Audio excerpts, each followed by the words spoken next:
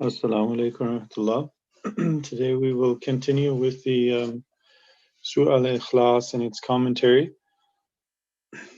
أعوذ بالله من الشيطان الرجيم.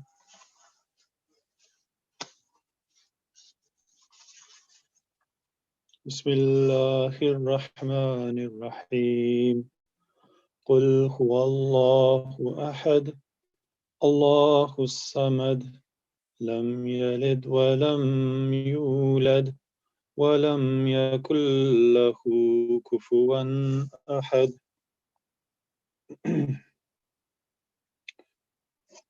Today I would like to we covered Qul Huwallahu Ahad, Allahu Samad. I would like to cover them again, and there is a commentary, an in-depth commentary giving explanation of these two ayats, and this was given by Hazrat Khalifatul Masih Rabi Rahmallah. Before I do that, I would like to just read the translation. Bismillahir Rahmanir Rahim. In the name of Allah, the Gracious, the Merciful.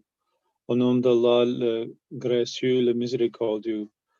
Allah ke naam ke saath, jo be-intaha rahm karne wala, bin mange dene wala, aur bar-bar rahm karne wala hai.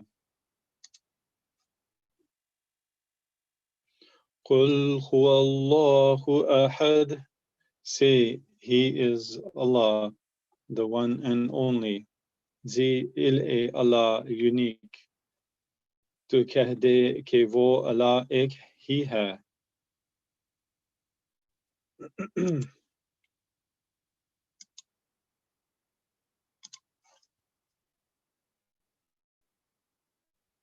Allahu Samad. Allah the independent and besought of all. Allah l'indépendant et celui que tout suppliant. Allah be-ihtiyaj hai.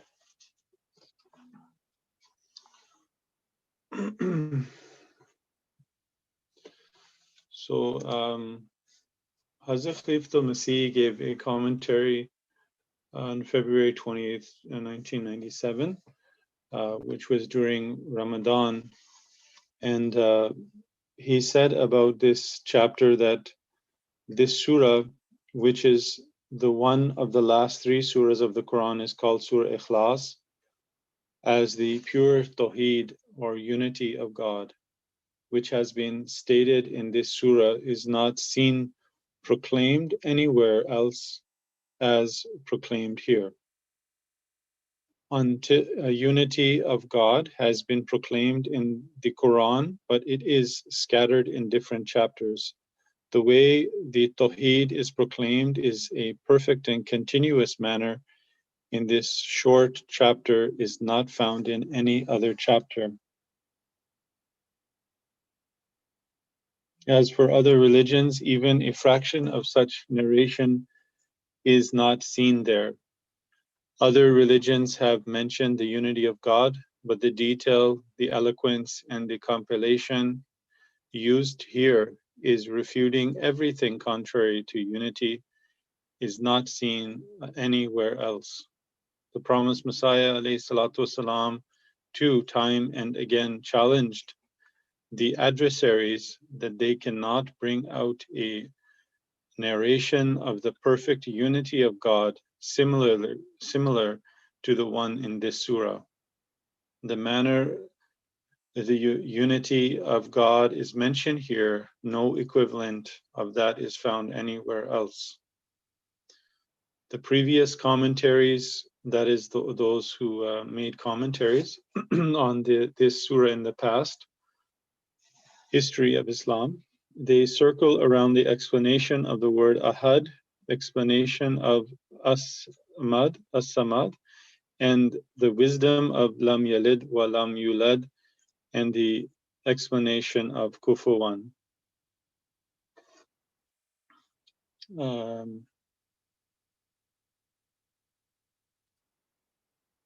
And Huzur says that this Tawheed, or the unity of God, is the fundamental issue of the Quran.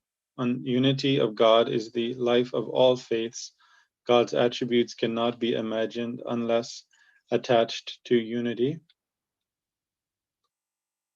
So here, Hazur, when he's speaking of the word, he first starts with this ayat, Qul Huwallahu Ahad, and he says that the first word Ahad, proclaim God is one.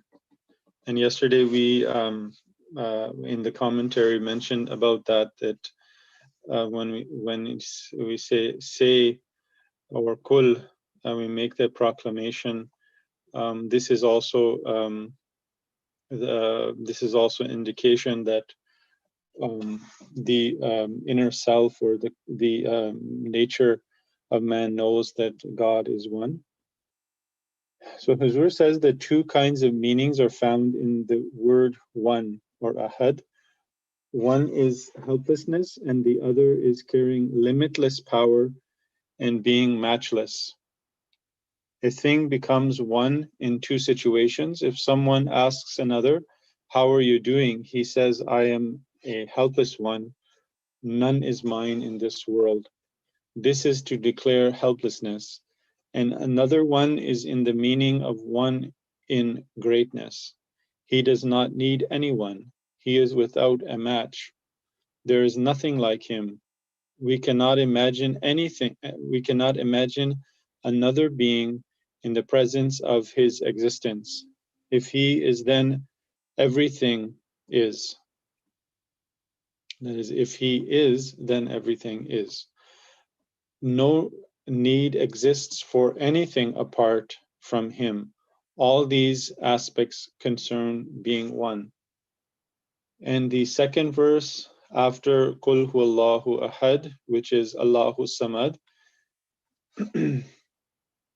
it has narrated the whole aspect compositely in the word of Samad, as a Samad is called a rock which is so high and strong. So this is a definition when we go to the second ayat, Samad. Hazur is saying here that in the meaning of a Samad, which aside from independent Visal of all, also means a rock which is so high and strong that even when there is the greatest of floods which would drown everything, yet that rock will be visible standing out of it. And that is to the only refuge, and there is no other refuge during such storms. So such a high, the meaning of the Samad is such a rock that will peak out of the highest flood, and where you can get safety from. And Huzur says that so the oneness of God is in the meaning of being without a parallel, and in the meaning of having the ability to be beneficial to all. He is one, not in the meaning that there is no other creation apart from him. If there is other creation, it is created by him. If there is other creation, then he it is its support. The guarantee of its existence is provided by him, and when all its support is disconnected, then there is only one support, and that is the support of Allah. People do turn to him again and again, and this is a natural testimony, and this testimony is engraved on every heart of every man. When all secondary support is cut off, then even an unbeliever and an atheist calls on God involuntarily. So everyone, Hazur is mentioning here that everyone is dependent completely on God, whether they like it or not, whether their belief is that they are a belief in God or not. In the end, they all need when they are in complete helpless. He says when the the secondary support, meaning that when all support of the world is cut off and they don't have anything else, that everyone everyone needs the primary support, which is through Allah. Then Huzur goes on to speak about Allahu Samad, that He is one, but He is Samad also. You will always need Him, but He does not need you. Additionally, another aspect has also been narrated, which is a pronouncement of regret for man. If we read Samad in the meaning of Samad as a rock, it's very similar in sounding even to a summit, where you have the highest peak of the mountain is also known as a summit, and this is in Arabic samad. So he's saying that here, if we read samad in the meaning of samad as rock, the aspect which is a part of this subject, literally and lexically, that rock is generally abandoned. Until the word can find other supports, it does not care about the cliff. Until the world can find other supports, that meaning anyone in this world is looking for their supports in this world. They're turning to every secondary support other than the primary support, meaning they rely on people in this world. So until that time, they don't care about the time, and Huzur is saying, where they come to a cliff where there is nothing left.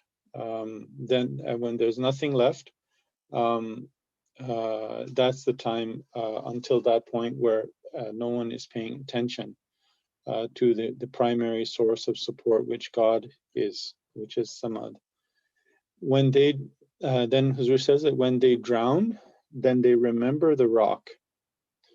By chance, a high-flying bird who is used to alighting on the highest cliffs, even when seen above there, the world will stay unaware of it. It is very unfortunate that God's creature shows similar behavior towards its creature. Sorry, I'm sorry about that. I mean to say that it is very unfortunate that God's creature, that is mankind, shows similar behavior towards its creator, that is God. Only those high-flying souls which soar to the heights and have no delight in staying down, they develop a relationship with this summit. Here, Huzur used the word summit, although this is the translation from Urdu, but in English, the translation of his dars would be summit. So he said that, and through this relationship of theirs, they become visible to the rest of the world. Thus, all prophets have shined because of their relationship with God, the Almighty. So now Huzur is talking about the subject that when a person is on this peak, this height, this summit, as the prophets are, they at one point they're not visible, just like people don't normally see the birds where they are because they're so high up. But because of that support that they rest upon, because they're cut off from the world, they become visible to the rest of the world as well at the same time, in speaking in terms of how their fame reaches everywhere due to support that they gain from Allah, which is the highest support. And Huzur says their fame, their eminence, and the spreading of their name in the whole world is just because of their relationship to Allah. No one would have known Ibrahim alayhi salam if he did not have relations with the Samad. Who would have known Musa alayhi salam if he did not have relation with Samad? The Holy Prophet sallallahu alaihi wasallam attained fame in all times, and forever, because he could not do without attaching himself to those high peaks.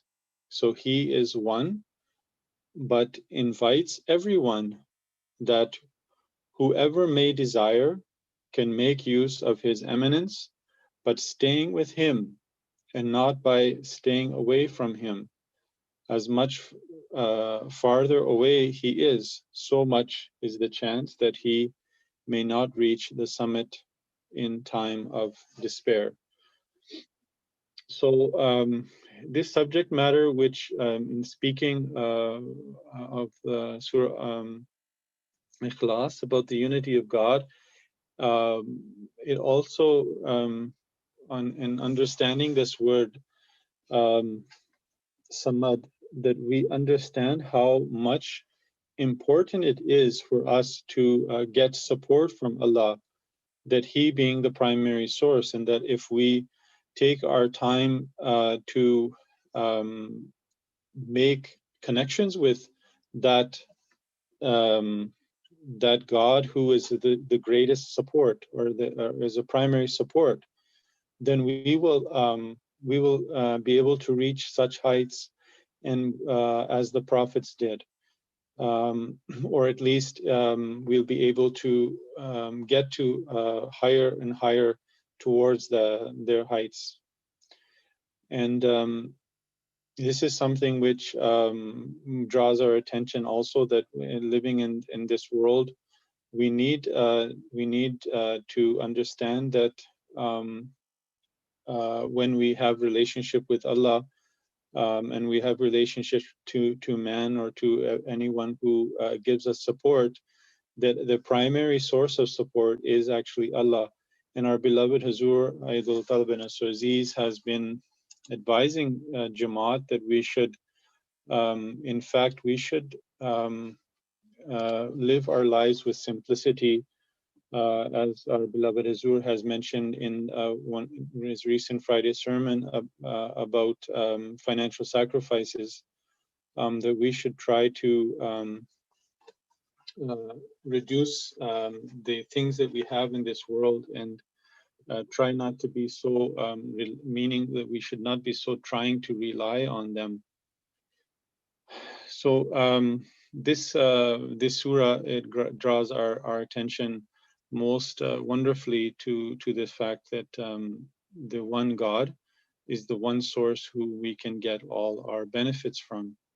And then Huzur says that the Quran negates this danger relating to the summit, that though the subject of the rock is similar, but does not match the situation exactly.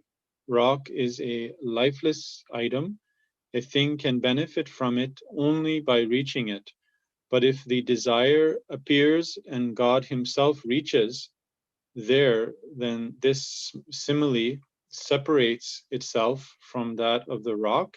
That is, that He is independent, yet He is not indifferent, or meaning he is unsympathetic. So it has Hazur is just basically saying here that it has a far more reaching aspect to it, and than just the rock, when we come to understand it. And he's saying that even though Allah, He is independent, it doesn't mean that He is indifferent, or it doesn't mean that He is unsympathetic towards, that He is keeps a independence from people, or He keeps Himself separated from other people and doesn't need them. Although He doesn't need them, but He keeps His relationship with His creation. And Hazur beautifully explains that. And he says that in the word samad also is translated as independent. He is independent in the meaning that if you turn your back and go away from Him, there will not be an effect on his exaltation or on His eminence. He does not need you. He will still be eternal and will yet stay eternal. He does not need you, but when you will need him, he is not independent in the meaning that he will forget you and will not fulfill your needs. And then Hazur, quoting from a verse from the Holy Quran, chapter 2, verses 187 says, وَإِذَا سَأَلَكَ عِبَادِي عَنِّي فَإِنِّي قَرِيبٌ, which translates, O Muhammad, sallallahu alaihi wasallam, when my servants ask you, tell them that I am near. As we're explaining this, says that there is an exaltation in this for a person in need. If the simile of rock is used, that it does not stay away from anyone. When need arrives, he calls and extends his hand while drowning. So here the difference between the similarity Hazur is saying between a rock and the fact that when we are in need, like he's saying that the physical rock is something which is at a place where we can't reach if we are drowning. But Allah is the similarity with this rock changes, or sorry, not changes, but the meaning of this becomes different because Allah is more than that physical thing. He can come to us whereas a rock doesn't. So the similarity here changes or stops at that point. And as we were saying that when we are actually drowning, then it's actually Allah who will come to us and will help us. So it's not like that stationary fixed rock. Allah is the meaning of samad is more than that, and Allah will come to rescue us. As Hazur says, He will rescue us and hold our hand, and Hazur says that hand of God, that hand of God will descend from above. Thus, in these meanings, everyone, he says, everyone is needy, whether he is far or near, but a longing should appear in his bosom. That there should be a desire in his heart. A desire should develop in his heart that may I meet him. So it's important, Hazur says, that if we want to have help from Allah, Allah is, he's saying that Allah is always near us, according to this ayat from the Quran. Allah is always there, is always near us. But if we want to meet him, if we want to actually be aware that we are near him, or that he's near us and can help us, then we have to have that desire within, and Allah will come to us. Even we have made a distance from him in ourself. So then Hazur says that it is the perpetual relationship, that is the ongoing relationship, which bestows real eminence. So the real strong relationship that we have with Allah is the one which will give us the blessings. Otherwise, even in the side of the rock, insects and such creatures reside. Rather, millions of their generations die rotting, but the nearness to the rock does not benefit them at all. So Hazur is saying that we will have, Allah will greatly raise our status, our eminence, if we have a ongoing relationship with God. And so we shouldn't be like the insects, that there are thousands of them, and creatures which are, at the base of a rock. Sometimes they're inside the rock or underneath the mud by the rock, but they never come out, and they never realize the benefit of that rock. And Hazur says that we can get benefit from that if we come out and we realize Allah, and we have relationship with God. For this reason, the Quran has shown great regret and concern with sin among the Janbillah, or those, meaning those at the side of Allah. That beware that it may not happen that you regret that you were in the nearness of God, but yet you stayed unaware of Him, and not only that, but also committed disobedience to Allah. And then Hazur says that nearness to God and distance from Him can exist simultaneously with regard to Allah Ta'ala. Despite His nearness, He distances Himself when the world distances it from Him. Despite His distance, He draws near far off. If the world calls on Him, from distance He reaches there. So may Allah give us the ability to understand this relationship that we have with Allah, and that Allah is near us all the time. Allah is our protector all the time, just like we can breathe. That air of breath is the one which